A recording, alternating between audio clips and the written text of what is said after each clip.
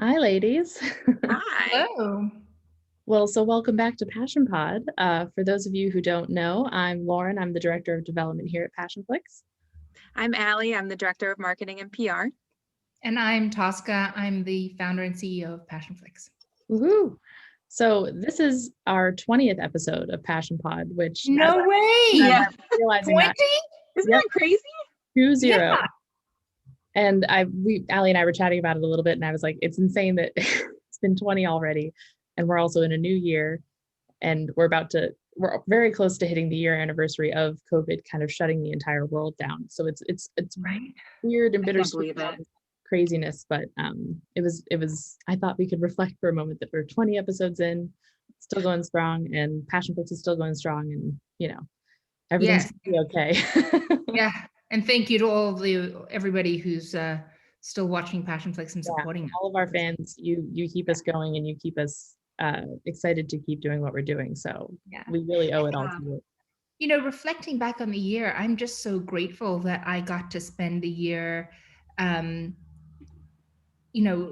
spending time really on the projects that we made last year, because I got to sort of live in that world. I know it's different for every single person, and it was a very bizarre way of living it because I was separated from everyone, but I really got to spend a lot of time with all of my projects, which was great.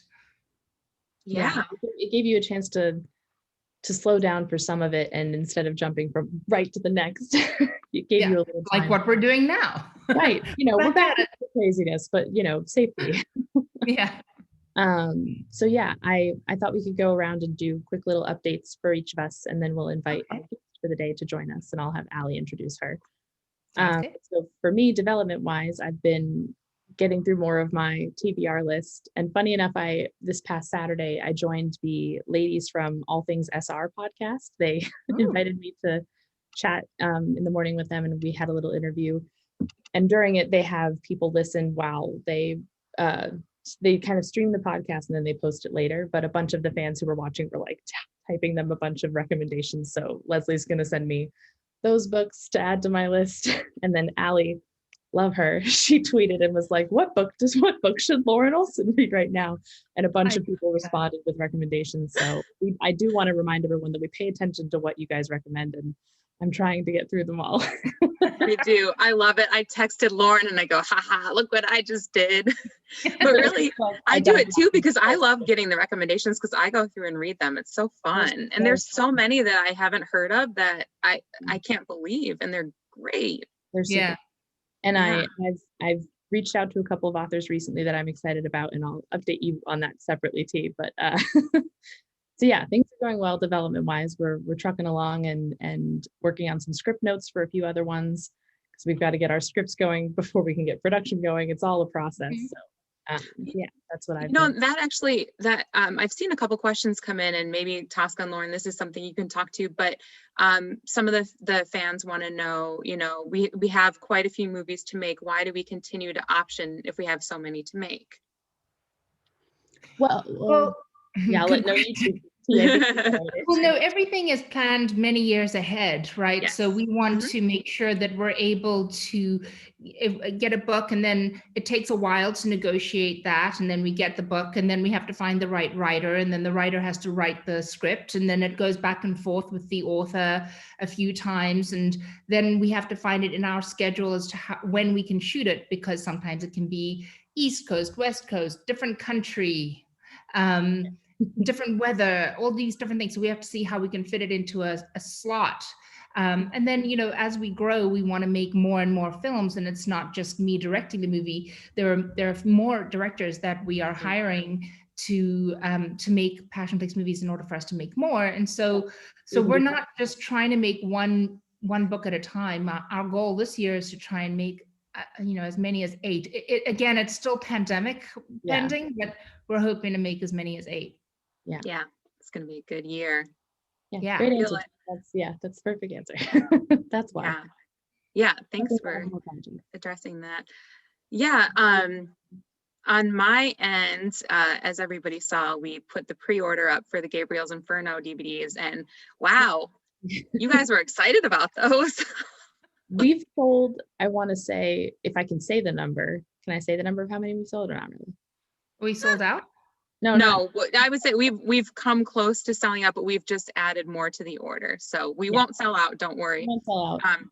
I We won't had say a basic but number we got a went lot for of- the pre-order, Yeah, we and got a we're lot. definitely, yeah, we're doing great. So we're really excited about that. It does have the bonus features. It has the music video, the bloopers behind the scenes. So I know a few of you asked about that. We can ship internationally, no problem. Just go to shoppassionflix.com and the DVDs are there. Yeah, and the DVDs are open to all territories as well. You know, there's some DVDs that are locked for just US, but these DVDs are open to worldwide territories. Yes. Yep. And the same subtitles are included that we have on the streaming platform. So there's 7 subtitles, I believe. Yeah. Great. 7 different languages. Yep. And then I am getting ready to start looking into other merch for Driven and for Wicked. So yes, it's coming. I've seen the questions coming in. Of course, we're going to have you covered. So we'll get moving on that soon too. Not to mention all the stuff that you're still doing for PassionCon and the people that you're speaking to in order to, you know, make the event even more exciting, because I get those emails. Yes. So don't forget, that's also on your plate. PassionCon, yes. I have not forgotten PassionCon. Yeah, really exciting. I actually have a call today about some exciting things for PassionCon. And we are going to be announcing a few more authors that are coming now. So be on the lookout for that. But there's, I think, 3 other authors that have recently joined us that you will be very excited about. Awesome. I love it. Yeah. Well, I'm in Italy, so I have my Yeah. wine. It's evening for me. It's morning for you guys somewhere. I'm jealous. I have my wine and my cheese, and so much cheese. I've never eaten so much cheese before in my life. I actually, you know, never thought I could say that I'm Italian fooded out, but I have eaten so much Italian food that I'm looking for something not Italian just for a day. But the food is incredible. We're here in Florence, and we're in this what's called the orange zone. So they have these different zones for how how the pandemic is going on here, the risk of COVID here, and so it goes yellow, orange, red. And so we're in orange right now in Florence, and we're just like teetering, just waiting for them to like go to yellow, go to red, go to yellow, go to red. And they change their minds. They make the decision every 2 weeks. So fingers crossed we stay in orange or go to yellow. Yeah. That's my daily, like, oh God. But you know, I have to say that I have had the most incredible time. So while obviously it's COVID, and it's very sad to see that there's no one on the streets or no one in any of these incredible historical museums and buildings. I have had the opportunity to go in there completely alone, and I don't know very many people that have been able to go into the Uffizi gallery completely alone. I mean, I was standing right next to Botticelli's Birth of Venus, and I'm like, this is me. Yeah. I'm right here. I can take a selfie. And it was like no one else is in the room, just me. And Dennis was, but and so, in Leonardo da Vinci's room, it's pretty incredible to be that close to that art. And then in the Basilica in Assisi, same thing. Normally it's filled with pilgrims and missionaries and people who are just simply attending church mass, and it was empty. I mean, a couple of people were there, and they still performed prayer while we were there, which was quite amazing, because we're just walking through the basilica, and the Franciscan minister, I'm sorry, is singing a prayer. And we're just walking around, just listening to it as echoes through the halls, and no one else is there. And then I got to go down into St. Francis's tomb, again, completely alone. So, I mean, the room is completely empty, and normally it's quite full. So the this is definitely a once in a lifetime opportunity. And we had to carry around these pieces of paper that said that we'd been tested and that we had special permission by the government in order to let us into this area, because Assisi itself is completely empty. The streets are empty because no one's allowed to go into Umbria because of it's in the red zone. Yeah. And so, so it was incredible. I mean, so for that opportunity, I'm incredibly grateful. But for the people here, I'm incredibly sad that they don't get to have that same joyous, life that the Italians have. So hopefully that returns very soon. Yeah, but Florence is beautiful. Italy is amazing. I'm looking forward to making Rapture. This is my long intro, but I'm looking forward to making Rapture. We have such incredible locations here, and on top of all that, so because we're finishing at Fueled at the same time, but I have to be here to prepare for Rapture just because of the time of year and how we want to release things. So Margie, our editor, as you guys all know, Margie is with me and she's in the other room right now editing Fueled. And so I'm like location scouting, looking, oh yeah, that looks great. Rapture, meeting with Julia and Melanie. Oh, this is great. And go over to Margie. Okay, let's cut. So we're doing that. But it works. That's awesome. It's great. So so we're still working on Fueled. We're also shooting Rapture in a week or 2 weeks, and then finishing up Wicked, as we're going to discuss soon, and prepping some other movies, discussing locations about This Man.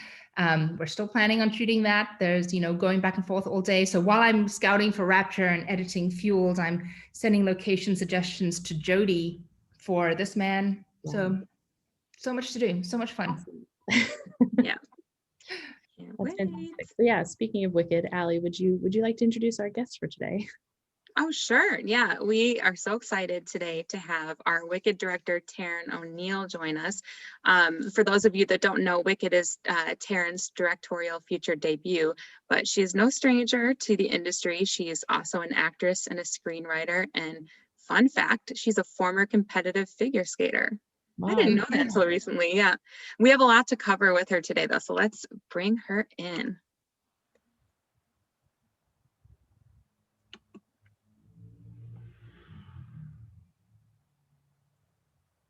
Hi, Taryn. Hello.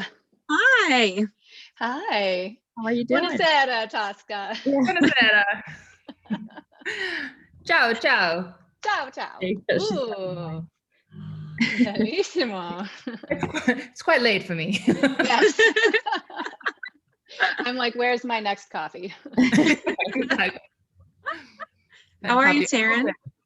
I'm good. I apologize in advance. I have a diva cat who refuses to be kept out of the room. So she may jump on my lap and be like, hi, I'm here. Fashionista cat. We've had on a few other ones, we had Jordan's dog joined once and a few other pets kind of make appearances. They're fun. Okay, good. Yeah. Well, so thank you for joining us today. It's exciting to be able to talk to you about your experience filming Wicked. And I thought we could start out by having you talk about how you first became attached to the project. Yeah, sure. I did a sci-fi short film that I wrote and directed. And let me preface that. I've actually known Tosca for quite a long time. We worked together professionally before. We've been personal friends. And when I made this film, I showed it to her once it was done and about to be released, and she was really enthusiastic about it. And I have been a huge fan of the Wicked genre, something that sort of combines action, romance, and paranormal. Like I love action movies, but then I also love, Buffy the Vampire Slayer was one of my favorite shows ever. And so it just seemed like a perfect opportunity, and I'm so grateful that she asked me to direct the movie. And so I had to present to her and my vision of it and a vision board, and we seem to speak the same language about it. So here I am. Thank you, Tosca. Yeah. My pleasure. Well, I remember, so Taryn and I have known each other for, it must be 20 odd years now. And we met while working together at the same studio But we bonded over the fact that we were recording Buffy the Vampire Slayer, and we had to we were like exchanging VHS cassettes or something like that, just like, I got the last episode, because we worked these extreme hours, and they're like, when can you watch the next Buffy? But we also loved Buffy the Vampire Slayer so much that we just would always chat about it, and that's how we bonded. And so when Wicked came up for us to like next in line for us to make, I was like, who do I know that can really live in this world, who understands that sort of paranormal Buffy-esque type world, but it can also do action, also knows how to do choreography, but also knows acting, and then has a bit of a visual effects idea as well, because there's so many visual effects, and who can handle that. And then somebody who will drink the Passionflix Kool-Aid. And then I watched, then we're just like out of the blue, Taryn's like, hey, this is my short. And I was like, oh, let me watch it. And I was like, holy crap, that's really good. And I sent it to Margie, and I was like, this is really good, right? It's not just me. It's not just because she's my friend, right? This is really good. And Margie was like, yeah, that's really good. I was like, okay, hey, Taryn, you want to direct a movie? And I had no intention of initially directing my short. I had a bunch of other, I wanted to be the writer, actor, producer in it, no interest in directing. And just the directors I connected with didn't have the same vision that I had for it. And I had a good friend say, why aren't you directing this? And I'm like, oh, no, I can't do it all. He's like, yeah, you can. And I was like, okay, fine. And then just going through the whole process. And I mean, I didn't know what I didn't know. And, I had visual effects in that as well. And I had some stunt scenes that I had to do as well. And I realized that sort of doing that soup to nuts full, story creation, from putting it on the page to like final color delivery, I was like, this is amazing. And I'm like, damn it, I don't want to be a director too. But it seems to check a lot of boxes in my brain, my creative brain. That's awesome. I love And that. Taryn, can you share a little bit of your background with us and some other roles you've had in the entertainment industry, and kind of how you got to where you are now? Yeah. I have a weird backstory. Well, not really weird, but it's very varied. My origin story. Came here to LA. I'm from Canada, from Vancouver originally. Tosca and I have spent some time together in Vancouver when we both moved back for a period of time. When we have Tuesday night Buffy and Angel nights, we would hang out. It was fun. Yeah. Taryn, actually, here's a fun fact, sorry to interrupt, but also, anytime I had a boyfriend breakup, Taryn's had the same boyfriend forever, and who's now married to, she's married to him. But when I would have a boyfriend breakup, Taryn would just like bring over a season of Buffy and be like, here you go, Tosca. And I would just sit there and like watch Buffy all week long, like, thank you, Taryn. And that was the thing that I would do. It was our thing. So yeah, I grew up in Canada. I was a figure skater. Went to school back east at Duke in North Carolina, and I studied economics. I thought I was going to be an investment banker, but had like a passion for performing and acting. And ended up doing a semester out at USC, and worked and sort of interned in the film business. And I'm like, ooh, film, that's interesting. It's a combination of like art and commerce. Maybe I can be an agent, So interned at a bunch of places and ended up moving out, working at the William Morris agency. But my sort of passion for performing, because I was a skater, kept coming back. And so after William Morris, and then I actually worked at Alliance Atlantis, which is where I met Tosca, and worked as a junior manager, and then got into acting. But sort of acting was never enough for me. And I also didn't like not having any control over my career. So I started producing, and I started producing thanks in part to Tosca's lead in the digital space in web series. And so I met somebody who I ended up through her that Tosca, you're a big influence in my life. Let's just say this. Thank you. I forget about all this, but oh yeah, those people. Yeah, that was good. People. Yeah. So Tosca was a pioneer in the web space, and an early show of hers was even featured on an Apple keynote, if I remember correctly. Yeah, Steve Jobs used it in a keynote speech in 2005, which made it the #1 show in the world. Yep. Cool. So I co-produced a scripted a sci-fi web series, and worked in the web space a lot while I was acting. I made a living as a commercial actor for a long time. I worked with incredible directors. Like my first big commercial shoot was with Michael Bay. Wow. And Wow. I've worked with like Barry Levinson and the Coen brothers, and just really was grateful to be able to experience sort of those really huge sets where, I mean, their craft service budget is like our Passionflix budget. You know, it's like, Yeah. it's nuts. It's nuts. But then I also was working in the digital space where we're working on super micro budgets. You have to, and when I started writing and creating, I would think of, you know, I'm a sci-fi person, I'm a big idea person, but how do you create these big ideas and tell these stories in small locations and limited locations with limited funds? So I think it was a really great training ground for me to be able to transition into sort of filmmaking and writing, directing. So yeah, and then writing sci-fi, I'm really heavily involved, or I have been, in the science communication world here in LA. I formed a group called Taryns, and we promote science and education and entertainment. So we really try to promote through all of our friends who are actually science journalists and science communicators, you know, women in STEM and legitimate science in TV and film. And, you know, I got to be on like Neil deGrasse Tyson show and Bill Nye's show to talk about that. So, which is really cool. And like, I gave notes to Sean Carroll, who's a theoretical physicist, for his book. And he thanked me in his like notes. And I'm like, I gave a quantum physicist notes on a book. I'm like, that's really cool. But yeah, I really try to merge my love of science, just of discovery and awe and inspiration. It really brings so much joy to my life, understanding sort of, or trying to understand how the world works.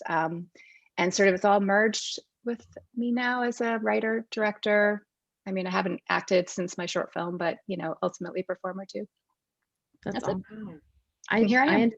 I took a class in college. I went to Emerson College, which was a film school, and one of the classes I took for my science credit was, it was about DNA, but my professor was very much into teaching us how to communicate science in a way that the masses would understand, because that's a big, and so exactly what you're talking about is very important, because science is huge and it's something that a lot of people need to understand to function in life, and it's so hard with all the big words that are used for people to really understand what's going on. So using entertainment or different ways of communication is important to bring it across. So that's cool that you say that. Awesome. Alan Alda, the actor, he started about 10 years ago a company that trains scientists on how to communicate science better. Wow. Wow. He was just honored by the World Science Festival about it. Fantastic. That's so cool. Yeah. I love it. And so, so thank you for more of that background. It's very interesting. Yeah. But I was wondering if you could now also talk about how you prepared for Wicked, because it was your first directorial feature debut. So I imagine it was slightly different than how your short went and all that stuff. Yeah. It was like training as an athlete. I love it. I mean, the short, I was like, okay, I guess I'll just do it. And I threw myself into this. I'm like, well, I can't just do this. This has to be like, there's a lot of work that went into it. And, you know, I ended up having a little bit more prep time than I expected. So it was just, you know, I think it was both a creative exercise and sort of a technical, practical exercise, because I wanted to make sure I knew as much of what I didn't know. So it was just a lot of like, okay, film school 201, making sure that I'm not going to drop the ball anywhere, that, you know, sort of I know everything technical I need to know, especially with VFX, knowing that I was going to be shooting on a tight schedule with VFX, with stunts, with intimacy scenes. And then it was really the creative, just throwing myself in creatively and making sure I could answer any question that was asked of me, that I had a full 360 vision of how I saw this movie, of what I wanted the audience to feel, both sensorially, and, you know, what I wanted them to think about the characters. And so it was really about sort of breaking down every scene and figuring out, you know, what that looked like, what that felt like, so that once we were on location and I was location scouting, I knew what would work, what would not, how we could pivot. You know, finding movies that I could dig into and, you know, have references as, like, you know, there were some movies that really helped where I'm like, yes, I love the color scheme of that, or the feel of that, and or how they frame the actor and they light the actor. So just having all those reference pieces, because as a director, I felt that my most important thing was to be able to clearly articulate and relay my vision to the crew. Because if I could have it in my head perfectly, but if I can't relay it to my crew and my cast, then I'm dead in the water. Right. So that was really, really important to me. That's awesome. I love that. And then I got in shape because I knew I could get a lot of sleep.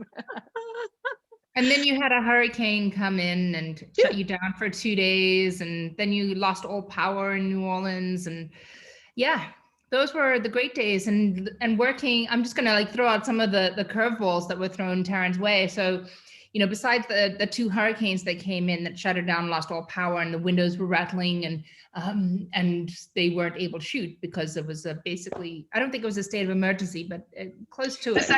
second one was, yeah. Right. Because And then half of Louisiana lost power for a week, or Right. New Orleans. Right. So good times. And then, but we weren't able to extend the shooting time either because of COVID. Liam is from Australia. And so in order to get back to Australia, they only let in 1,000 people a day into Australia. And so you have to book out months in advance sometimes in order to get a flight back into Australia. So if he missed his flight back to Australia, he wouldn't be able to get back in time for Christmas. And, you know, keeping in mind that we were, you know, we wrapped shooting mid-October or something like that, right? Yeah, mid November. we wrapped on the 12th of November. Of November, yes. So we Yeah. started mid-October, finished November. So if he didn't fly out, he would not be able to get home for Christmas because we would have to push his flight to the next available, and then he has to quarantine for 2 weeks in a hotel in Sydney. And so, you know, all these things that you're sort of calculating, going, okay, great, fine, you know, and he was super good about it, and you know, very supportive, and he's like, we know what to do for me. but at the same time, we're like, oh my God, how do we get you home? We can't get you back into your country because, you know, of the situation that we're in. So instead, Taryn was, you know, basically, instead of, you know, I think she lost 2 days of shooting. So instead of adding 2 days of shooting, they just had these extremely long days to try and make up for the time lost.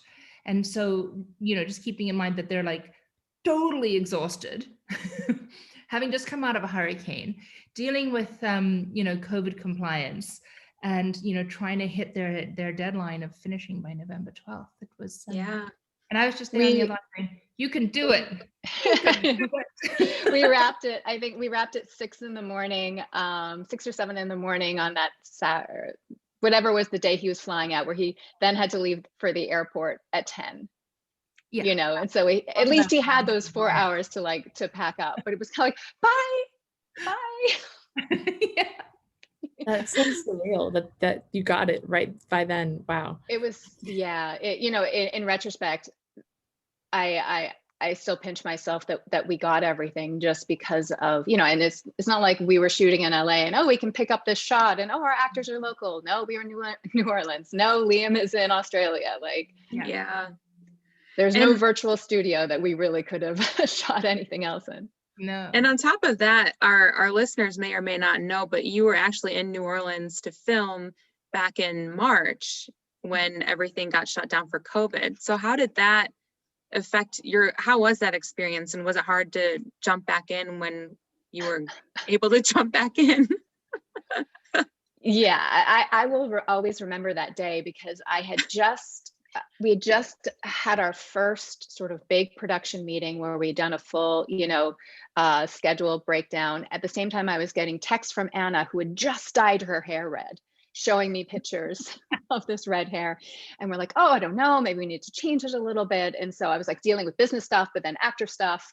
And then suddenly both producer Ty and I got this text from Tosca, call me now. Well, let me preface this by, like, especially because, you know, I follow a lot of nerdy, smart people on Twitter and epidemiologists, or some of them.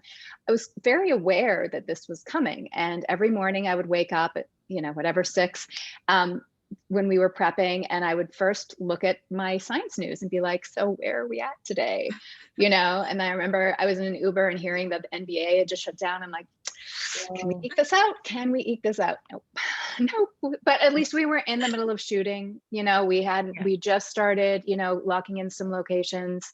You know, there was a lot of stuff still to do. So it all happened it was like surreal. It was suddenly like I was in crazy prep land, and then Tosca was on the phone and she's like, come home now. And I was like, okay. Like, Because we didn't know what was going to happen. Right You know, now. we had no idea what was going to happen. So I was literally on a plane with our VFX supervisor the next day, and we were, you know, in the lounge, and like the bartender, we're having a cocktail, and the bartender was like, "Oh, this is not. Oh, you know, don't worry, sweetheart." Kind of like wants to shake my hand, and then running to the bathroom, like cleaning my hands, going like, "No, you don't understand." Yeah. So it was that was a very surreal experience. And then we just, you know, there was so much uncertainty. I had no idea when we were going to pick back up again. I'd hear dates here and there from our producer. Just like the world, we didn't know what was happening. So I just continued to work, continued to prep. It gave us way more time on the VFX end, which was really, really helpful, because we have now like 200 VFX shots that we're overseeing. And so to really get that fast immersion, like meeting with, you know, Zooming with vendors and learning what I don't know, which is great. They ask me a question, you know, and I have that, you know, and I'm like frantically. Get back to you on that one. Yeah, hold on a sec. So yeah, the acting comes in really handy, because I can just pretend I know exactly what they're talking about and then figure out really fast. Yeah, and so, you know, would always just tweak the script a little bit to like knowing New Orleans and trying to, you know, make sure that we were, you know, having the best script that we could shoot. And then suddenly it was like, and we're going. And so it was like, just like off to the races again. Off to the races. Yeah, we would have these conversations like all through the summer. And then like, I think around, you know, in September, I get a call from Taryn and Ty, the producer, and they're like, okay, we think we can go ahead now. And I'm like, yeah, this seems very risky to me. I'm feeling second wave coming. I'm not really sure if this is going to be a good idea to send you out to New Orleans right now. But at that point, the producer had already made another movie in Atlanta, though not in 3 movies, in Atlanta, not in New Orleans, and everyone felt pretty confident about moving forward. And so I was like, okay, let's get these COVID protocols figured out. Let's really understand what this means, because I have to be prepared to shut it down at any minute. But then, you know, we got it going, and it all seemed to be pretty well organized when it comes to the COVID protocols, and everyone was on board doing it, and we could get Liam out of Australia, which is not easy. Yeah. And then we just shot, and then at the same time we then started prep on Fueled and Crashed at the same time. Sorry, people are calling me. I don't know why they're calling me. No worries. Anyway. Crazy. Yeah, when my schedule was, you know, I would look at my, you know, my day schedule of all my scenes, and, you know, I would just have this like lump of fear in my stomach. And then Tosca's like, oh, I'm shooting a 300-page script in 3 weeks or something, you know, and I'd be like, I'm good, thanks. Like, oh, VFX, I'm shooting a massive car crash on a racetrack. Have fun. Let me know if you have a serious question. Right. I was there for you. No, but it was amazing. I went there. I flew out to New Orleans on the first couple of days of shooting. And I walked in and everything was going smoothly. And Taryn had the set under control, and she had a good relationship with Anna and Liam, and you could see that things were going smoothly. And my job as somebody who, as the executive producer and the you know, executive at Passionflix, I don't want to trample on a director's, you know, direction. You know, I am a director. I want them to have their say. That's why they're hired. So as long as everything is going smoothly and we're paying attention to the story, and we're making sure that we're focused on the connection, and we're focused on the love relationship between these two people, you know, I'm happy to leave it in the hands. And so I came in, and one of the first things we were shooting, or Taryn was shooting, was Ivy's apartment. Yeah. And so there are a lot of really great scenes that happen in Ivy's apartment. And I just happened to be there for some really beautiful emotional scenes. And I was like, wow, I'm just going to sit here, not say a word. Looks great. Now I'm going to go and have dinner. See you later. Bye-bye. I remember her saying that. She's like, I'm going for dinner. I was like, oh, okay. Yeah. Hi. Yeah. You got this. See you later. I think you were there too, Allie. Yeah. Yeah. It was pretty magical watching Anna. I remember I got the chills watching the apartment scene when she was opening up to Ren about things in her life. And that was a really cool moment. It was beautiful. Yeah. Yeah. And really beautifully done. Taryn, you should be, I mean, I know I've said this before, but you should be super proud. This movie is so great. And I think people are going to love it. It's just so good. It's good. It's fun. It's different from anything that we've done at Passionflix before. The relationship between Ivy and Ren is fantastic. And Jennifer loves it. So that's great. Tink is hilarious. So good. And Lauren, for all the Passionflix fans, everyone knows that Lauren has very strong reactions to movies, and we can confirm that she was dying throughout. Yeah, It was making my day when I every time I would hear you got to witness me reacting to movies. Yes. Great. As a filmmaker, Ren's it's her very new gratifying. Yeah. Ren's my new book boyfriend. Not, he's adorable, and I think fans are really going to love him. And Tink is hilarious. I couldn't stop watching. Yeah. But I wanted to ask you real quickly about what it was like doing a book adaptation, because like you said before, when you first directed, you did your own words, your own work, and that can be very different from taking an author's novel into the script adaptation and then bringing that to life on screen. So I guess I just wanted to ask your process with that, or what that was like in terms of approaching it in a direct. Yeah, it was kind of twofold there. Where one, I knew how important it was to stay absolutely truthful to the book. I mean, this is a narrative Tosca. Even when she first told me about Passionflix, when she first started it, I mean, it was about honoring the author and the fans. That was so important. So that was already like subconsciously ingrained. It wasn't like, oh, well, let me make this my own. Let me turn this into something, no. This is Jennifer Armentrout's book. This is Ivy, Ren, and Tink. And so my job, almost in a way of like being a writer director on a TV series that has an established framework, an established aesthetic, a vibe to it. So I basically try to translate the feeling that book gave me with all that sort of information given to me, the specifics of whether it's wardrobe or locations or moments between characters. How can I translate that into the story world I have visually in front of me, in front of this camera? So it was really about sort of laying out that framework that I had to stay true to, and then play within that framework. Obviously, the joy in filmmaking is when you can capture a moment that you didn't quite expect. I'm not going to tell an actor exactly how to deliver a line or how to feel, because then it becomes inauthentic. Like we've cast, and just like Tosca cast me as a director and trusted me, I trusted my actors to bring their own, sensibility and discovery to the moment. So it was really about honoring the book, creating a framework based in the world of the book, and then sort of finding the artistry and the creativity within that. That's awesome. And we have an incredible cast for Wicked. Awesome. Can you tell us a little bit about how the casting process worked and what you were looking for in each actor? I love them all so much. Like they're so fantastic. What was I looking for? Casting, is such a collaborative process. It starts with lists, and then your casting director send, Lindsay was fantastic and so collaborative, sends you interesting ideas that you wouldn't have thought of. Because, initially you have the conception in your mind of what the character looks like.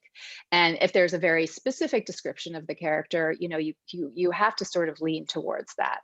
But there's something about an essence and a spirit that I think you gravitate to most. Someone can look exactly how the person's described, but if they don't evoke that feeling that character gives you, then it's not going to work. Liam does not look like Ren in the book. Like Ren is described, with sort of reddish hair, and he's a little bit stockier, and they, both have different color eyes. But in the casting process, it was really about, can they create these elevated kind of almost magical characters, because they're sort of a little bit larger than life, yet can they ground it? So it was like, are they believable? Will they have chemistry? It's really, casting it's so interesting now, being on the other side. It really is just a feeling, a je ne sais quoi. Like you definitely want people with experience. One of the things that benefited me the most was that I felt like they were really, they brought their A game every day. There was no I don't know my lines. I haven't made choices in this scene yet. Can we just play with this for a little bit? No, they came in and they're like, this is what I've worked on all summer. Like there was not a moment that they hadn't each worked on so much. So it gave me so much freedom to be able to be like, great, I don't have to warm you guys up with 2 or 3 takes, which we don't have. Like you come right off the bat. And sometimes I'm using their first takes because they're fresh and they know their work. But going back to the casting process, I mean, it was really a collaborative process between Lindsay, Tosca, author Jennifer, and myself. And I'm not precious when it comes to casting, actually. It's like, I will, you know, if 2 people really feel strongly about it, you know, an actor, and I'm like, yeah, I think they're good, I will trust that they see something that I haven't seen yet. And that it just will take me a while to like see that. But I have to say, like every single person that we cast, that Lindsay cast, just as amazing. Everybody who plays, you know, from Merle to Trent to, you know, the local actors, they were great. Great. That's awesome. Yeah, I love Merle. Yeah, she's awesome. Amazing. She's so amazing. And we and she was a replacement for another actress, and she was cast the day that we shut down as well. And almost every single actor except for one actress was still able to do the movie after, you know, the date changes because of COVID. Yeah, because that's always a worry when you shut down later. When you shut down for force majeure reasons, or, you know, like things out of your control, it's then always a worry of who can come back when you can come back. Like whose schedules allow and all that stuff. So that's nice that you were able to get everybody back again. And also who's comfortable with it, right? We were dealing with a lot of situations where some people, rightly so, were just not feeling comfortable getting on a plane and flying to New Orleans during COVID, you know, to go and shoot a movie. It just wasn't that important for them. I absolutely respect their decisions. You know, those are all things that we have to take into consideration every single time we make a movie now during this pandemic. Right. Yep. And I found a lot of actors were a lot of our actors, maybe because they were younger, were very keen. They're like, get me on set. I'm like, get you on a safe set. That's what's important, you know? Yeah. Nice. Yeah. And can you talk a little bit more about what your experience was like on set working with Anna and Liam and Andrew and all of them, and especially once Stunts had to start being involved, kind of what that was like? Yeah. Well, working with them was just super easy. You know, right off the bat, we connected, and I think that we they connected very quickly, which was wonderful because we were shooting some pretty intense scenes, you know, within 3 days of shooting. You know, but the second that they both stepped in front of lens, and people at the monitor went, oh, like there was like a, oh, it was really good. You know that, Lauren. Yeah. So yeah, working with them was simple. It was easy. There was honestly, I couldn't have asked for a better first cast as a director. I am now forever will be jaded because I had such a great cast. Working and Tank too, you know, Andrew was so great. He was in for a couple days to do off-camera lines for Anna, and was just present and hilarious and gave her, you know, such amazing sort of energy in the room, Tank energy, which was great. And then of course Anna was on green screen stage for him when we were shooting his, you know, his stuff. And the stunts, you know, big budget movies, usually actors have weeks or even a month, you know, to rehearse stunts beforehand, but, you know, we didn't. But luckily that was one of the things taking into account when we were casting, is that Liam has a lot of, I don't know where Allie went. Well, I'm sure she'll send hi. Yeah, I think her Wi-Fi might have cut out for a second. And like suddenly Tosca is the host. I know. Hi, I feel very special. Yeah, just jump right to you. Okay. Would you like me to wait for Allie, or shall I continue? Let me invite her. Hang on. Okay. From my default email. Yes. Good. Sure. Allie Whitaker is the host. Allie Whitaker is now the host. Okay, she's back.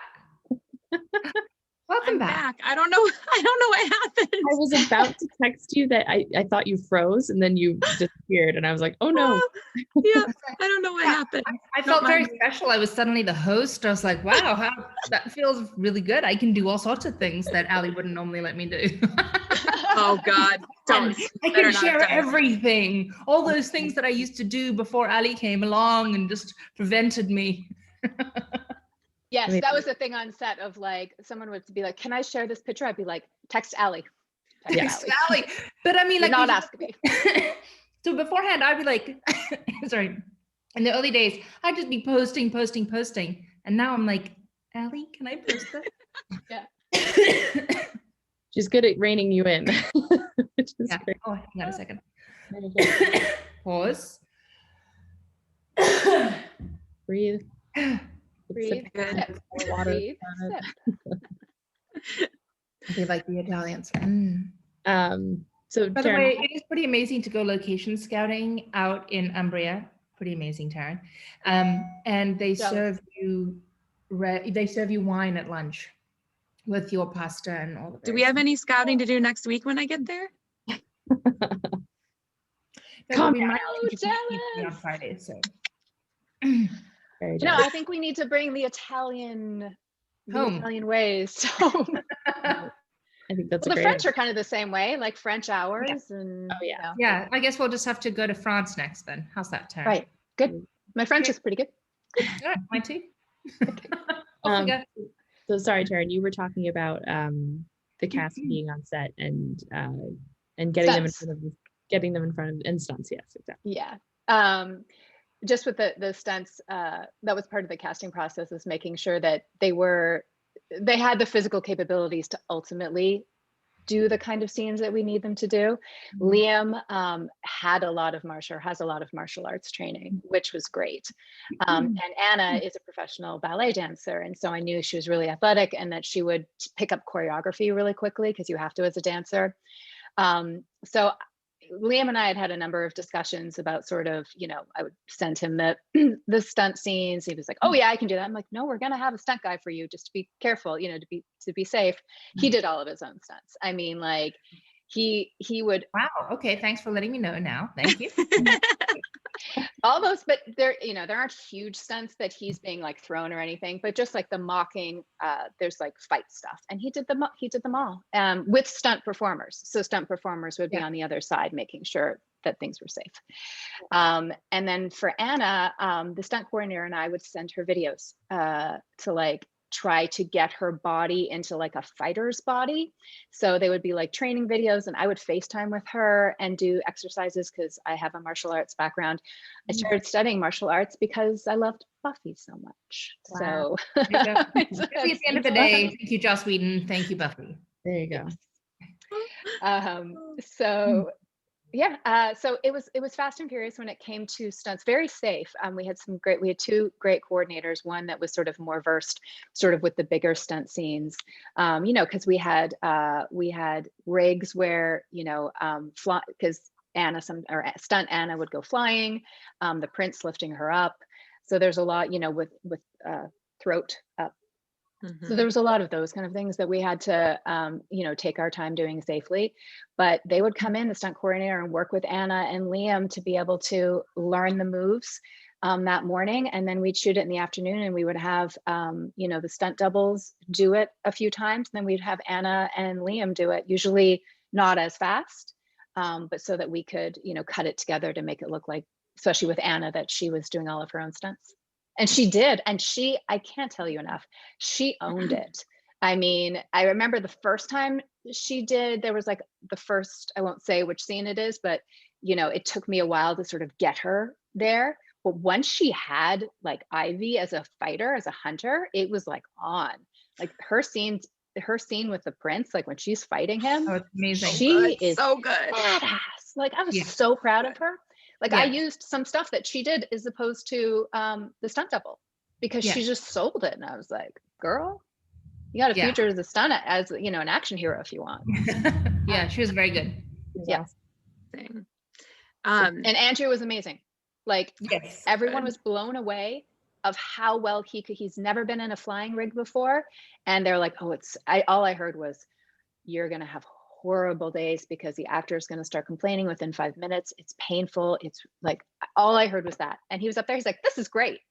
He was better than the stunt double. Like his form was better than his stunt double. Wow. I was like, why do we have this stunt double? That's amazing. But yeah. That's really funny. And he looks great in the movie. Yeah. There are so many amazing scenes in the movie, and you've obviously seen it quite a few times now at this point, but is there any scene in particular that you're excited for fans to see? Or do you have a favorite? I mean, I love all of Ivy and Ren's scenes. They're just like, just the arc of them. I love how their relationship develops. Lauren. I love the Ivy Prince scene at the end. I think it's really awesome, really intense. I'm really proud of it. And I love the scene when Tink and Ren meet in the kitchen. Oh yeah. Oh yeah. It's I just like, it was one of those days shooting where it was like I was behind the monitor just being like, yes, so good. So yeah. I think the fans will be pleasantly surprised. And, you know, especially from the actor's perspective, there's just not a weak link. Like every actor portraying each of those characters, they're all so unique and engaging. Like they're just really all compelling on screen. Yeah. I know we've mentioned it on our podcast a couple of times, but the Prince's entrance is still just like, oh, good. So good. So good. And the end, of course, which I can't give away, but that's the end. That's what I was gonna say. The moment that I was like, that always sticks with me every single time I think about this movie is the end moment. Yeah. And so everybody's got to watch it to the end. It's also going to have. It's like, and just Anna in that end moment, I was like, oh my God. Oh my God. Amazing. It's wonderful. Which means that everybody's going to then immediately demand the sequel. Done. Yeah. We got to get working on that. I've already started talking to Jennifer about what our plan is. So Taryn, I hope you're free. Oh, people will be so excited. You will. I died. Yeah, that end was crazy. That we shot that end scene on that final day I had this whole idea for it of like, I won't say what it is because then it would give away what it's not. But yeah, it was one of those days where we had 10 scenes to shoot that day because we were closing out Ivy's apartment, including the big love scene. And Anna was, you know, she was not feeling it initially. And so I was just like, oh, Taryn, put on your actor hat right now, get in there with her and like make her feel what she needs to feel. And of course she did, because she's seriously such a pro. She's such a pro. But yeah, it ended up working out really well. I love it. Awesome. You did an amazing job. I'm really impressed, and everyone's gonna love it. Thank you. Can you talk about where we are in the process right now with the film? Can I talk about it? I think either of you, Tosca or Taryn, can you let us know? Well, we're in post-production, so the picture is locked, and so everything's been sent over to the visual effects house. A great team of people that Taryn has worked very closely with to develop the look and feel of all the visual effects. And visual effects are things like, you know, Tink has to fly. He's little. Well, he's not that little, but he's little in the room, and he's got wings, and you know, there are obviously all these different visual effects that happen. It's the first time that we're doing big visual effects for Passionflix, and so they have the visual effects for the next 2 months. At the same time, Taryn is working with the composer, and our composer is Ben Collier on this one. He's done a lot of movies for Passionflix before, so wonderful veteran of Passionflix movies. So and he's just so committed, so it's wonderful.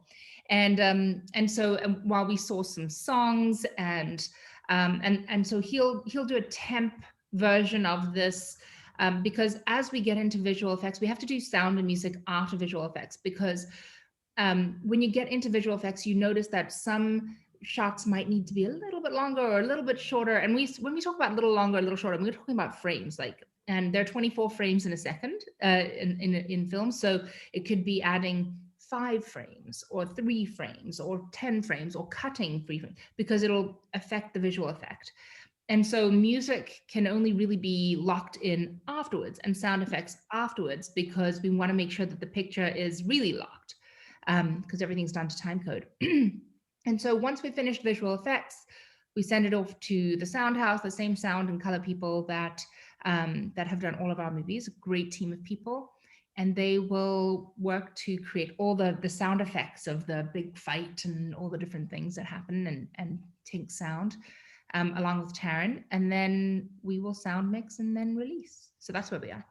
So I think it's safe to say that we might be able to tell everybody when the big premiere is in the next couple weeks. Yeah. I believe that is very safe to say, yes. It's exciting. Awesome. Stay tuned, everybody. Yeah. Yay. Yeah, Right. but it's not too far off. It's not too far. In my world, I'm like, hang on, where am I going to be? There's so many things that are happening in between. I think it's going to premiere a little sooner than people expected. Yes. Which is great. I mean, the sooner the better, because Karen's looking like, what is it? Like, go Taryn, marathon starts now. exactly. A good finisher. Taryn, thank you for joining us today, because it was so nice to be able to chat with you about your process and all of this, and kind of introduce you to the fans more than they had gotten to know you before. And I wanted to ask you, any last thing you wanted to say to people watching and people who are going to watch Wicked? Well, first of all, the fan support has been overwhelming and just lovely. I mean, you have the most beautiful community that are so supportive, and they love you all so much, and they're so supportive of the actors, and it's they respect the actors but love the characters, and so it's lovely to watch. So I feel just really honored to be part of this ecosystem. And I mean, my goal, I made this movie for the fans. I mean, I know what being a fan to me meant. And so I know, obviously people have always huge expectations, and it's never exactly how you imagine it, but hopefully it makes you feel the same way that the book did. That's sort of my goal as a filmmaker, is to have those moments that you keep wanting to come back to watch, because that's why I love this genre of movie. Like, sure, I love edgy sci-fi, all that kind of stuff, but it's these relationship romance movies that I'll always remember, of like, oh, that moment in Somewhere in Time or Out of Africa, or just like those are those moments that always stick with me. And I feel like this is a new iteration of it. And hey, Passionflix is way ahead of the curve when it comes to books to movies, so people better get on the bandwagon. There you go. You guys have done such a good job. Thank you. Thanks. And having fun. Yeah, awesome. Well, thank you, Karen. Thank you for joining us. It was so awesome talking to you. Thanks for having me. Yeah. Good to We'll see see you soon. Bye. Bye. Bye. Oh, I love her. Yeah, great. I'm so glad it all worked out, and with COVID and coming back and life and comfort levels and all that sort of thing. It was, the first film that we came back to after the shutdowns. And so yeah. That's crazy. There we go. Wonderful. Well, good. Well, yes. Yeah, in a couple weeks we'll be back again with another episode soon. And wonderful. Yeah, thank you. Yeah, and to everybody listening and watching, if you have any questions or thoughts, please put them in the comments below, or send us a message on social, and we will get back to you soon. But thanks for tuning in. Thank you. Bye. Bye, guys.